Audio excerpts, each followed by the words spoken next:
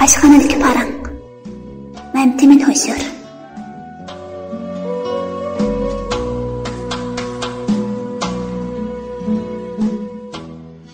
Bugünkü bu soğukta Kiraning mutayini yo'q edi.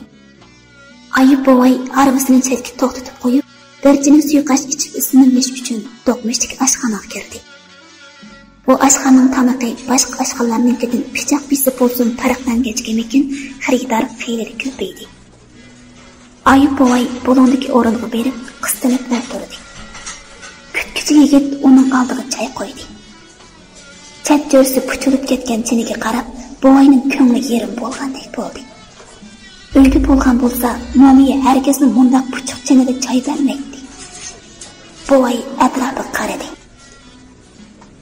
Tova desa bo'ladi-da.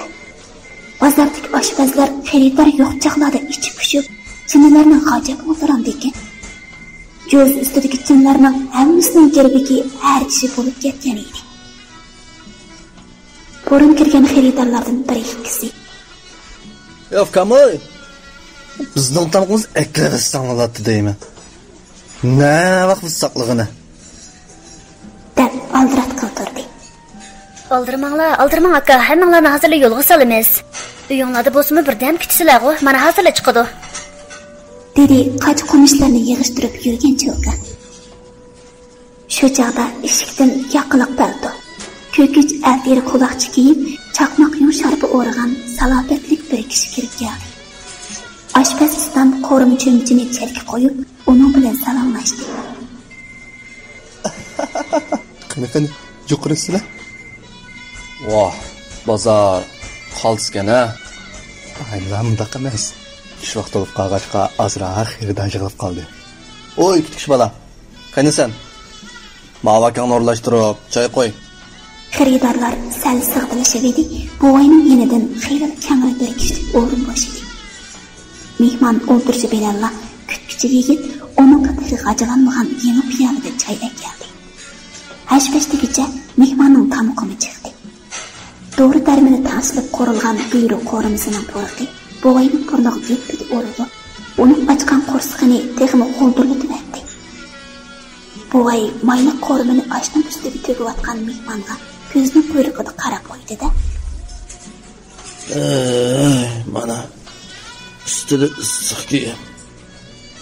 Nega borsa, hurmat ustiga hurmat. Tangrim bu omadni bergis kelganlarga qo'shlab berdi ekan. Deb o'ylab, uningga havis keldi. Mehmon taxsini birdan qo'riqlab, bir tal sarangi yog'chini sundirib, shuni o'tdan ko'chilab, yana bir piyol choy ichib olgandan keyin qo'zg'alib maqdi. Kastirning oldiga borganda, u qo'yni qo'l silib edi. Unda qilmisizlar, set bo'ladi. Men xafa bo'laman. Deb takalluf qildi qo'rni qo'llatgan oshpaz. Asta, bu qandaq bo'lg'ini? Deb tanib qolgan chiroyni xaridorlarga ko'rsatib, qo'lini yanchoqdan chiqarib oldi-da, rahmat aytib chiqib ketdi.